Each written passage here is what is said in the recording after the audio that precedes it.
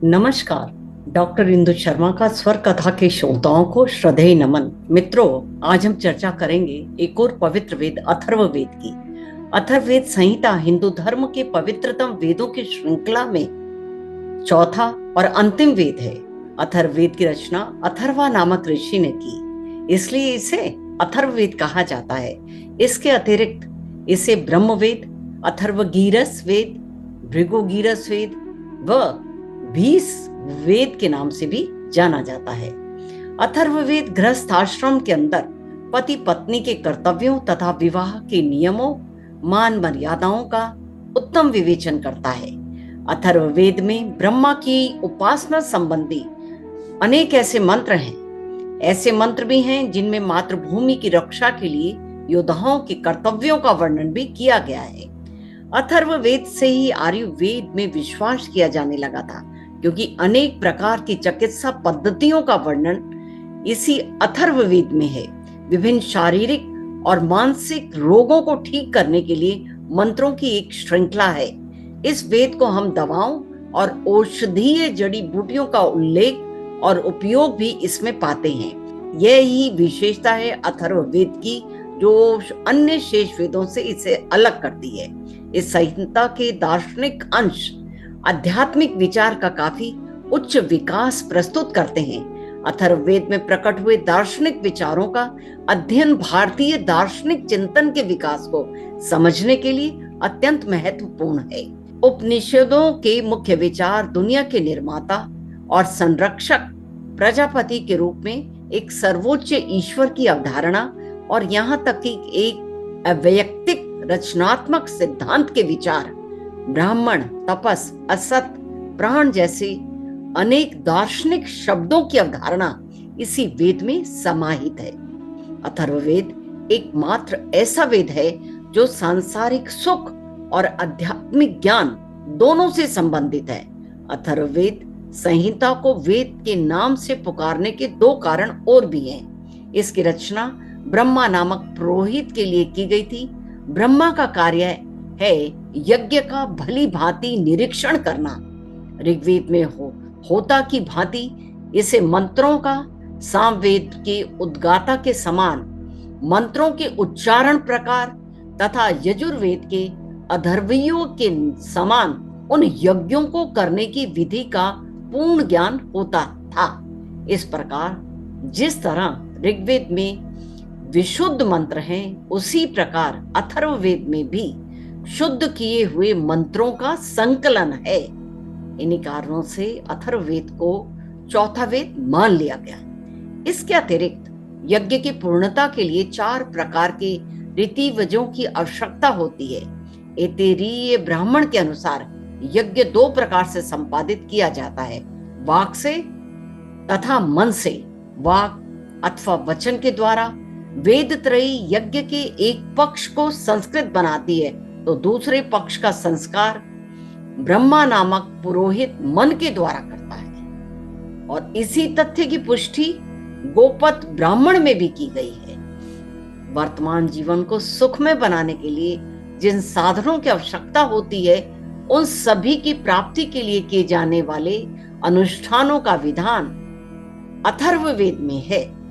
पहले त्रयी या वेद त्रयी तीनों वेदों ऋग्वेद, सामवेद, यजुर्वेद का ही बोध होता था। अथर्ववेद को प्रारंभ में वेद न मानने का कारण संभवतः यह था कि अथर्व वेद का वर्ण विषय व मूल भावना तीनों वेदों से भिन्न थी। क्योंकि इसका यज्ञादि से कोई संबंध नहीं। बाद में यज्ञीय मंत्रों का संकलन होने पर ही इसे वेद की श्रेणी में सम्मिलित कर लिया गया। जैसा कि मैंने कहा कि वर्तमान जीवन को सुखमय बनाने के लिए जिन जिन साधनों की आवश्यकता होती है, उन सभी की प्राप्ति के लिए किए जाने वाले अनुष्ठानों की विधान अथर्ववेद में है। अतः वैदिक समाज का सर्वांगीण चित्र प्राप्त करने के लिए अथर्ववेद भी वेद की श्रेणी में सम्मिलित कर लिया गया। पतंजलि ने महाभाष्य में अथर्ववेद की 9 शाखाओं का उल्लेख किया हुआ है। नवदा अर्थवर्णो वेदः, लेकिन आजकल पिपलाद और शौनक दो ही शाखाएं अधिक प्रचलित हैं। ये शौनक संहिता है, जिसका अक्सर अर्थ तब होता है जब प्राचीन और आधुनिक साहित्य में अथर्ववेद का उल्लेख किया जाता है। यह 5,987 मंत्रों से युक्त 730 भजनों का एक संग्रह है, जो 20 कांडों में विभाजित है। लगभग 1200 श्लोक ऋग्वेद से प्राप्त हुए हैं। अथर्ववेद के पाठ का लगभग छठा भाग, जिसमें 2 संपूर्ण कांड 15 और 16 शामिल है, गद्य में लिखी गई है। ब्राह्मणों की शैली और भाषा के समान शेष पाठ काव्य छंदों में है, और इसका 20वां कांड तो ऋग्वेद के ही सूक्तों से निर्मित है। अथर्ववेद में 1 से 5 कांडों तक के सूक्तों की संख्या बढ़ती ही गई है। प्रथम कांड के प्रत्येक सूक्त में 4-4 मंत्र हैं, और दूसरे कांड के प्रत्येक सूत्र में 5-5 मंत्र हैं, और तीसरे कांड के प्रत्येक सूत्र में 6-6 मंत्र हैं। चौथे कांड में प्रत्येक सूत्र में 7-7 मंत्र, और 5वें कांड के प्रत्येक सूत्र में मंत्रों की संख्या 8 से 18 तक है। छठे कांड के प्रत्येक सूत्र में 3-3 मंत्र हैं, जबकि 7वें कांड के प्रत्येक सूत्र में 1 या 2 ही हैं। तो 8 से 12 कांड तक लंबे लंबे सूक्त हैं, जिनमें मंत्र संख्या बहुत अधिक है। अष्टम में ऋग्वेद के सप्त छंदों की वर्ण संख्या तथा नवम में मधुकर्षा नामक औषधि का वर्णन है, और दशम में ईश्वरवाद का मंडन है। एकादश कांड हमें ब्रह्मचर्य का महत्व बताता है। द्वादश में देश प्रेम से ओतप्रोत पृथ्वी सूक्त हैं। यद्यपि 13वें से 18वें कांड तक सूक्तों में मंत्रों की संख्या तो अधिक है, तथापि इनमें वर्णित विषय प्राय एक ही है। 15वां और 16वां कांड ब्राह्मण ग्रंथों की भांति गद्य में है, और 19वां और 20वां कांड ये बाद में जोड़े गए। अथर्ववेद के प्रथम और द्वितीय कांड में विविध रोग, शत्रु व दीर्घायु संबंधी मंत्र हैं। तृतीय में शत्रु सेना, वशीकरण, राजा का निर्वाचन एवं कृषि व पशुपालन संबंधी। चतुर्थ में ब्रह्म विद्या, विषनाशक, राज्याभिषेक, पाप मोचन, वर्षा जल आदि संबंधी मंत्र है। पंचम कांड में ब्राह्मण जाति के महत्व एवं शत्रु नाश का वर्णन है। षष्ठ में दुष्स्वप्न नाश व अन्न समृद्धि, सप्तम में आत्मा विषय और विजय प्राप्ति संबंधी मंत्र है। अष्टम में ऋग्वेद के 7 छंदों के वर्गों की संख्या, और नवम में मधुकर्षा नामक औषधि अतिथि सत्कार का मंत्र संग्रहित है।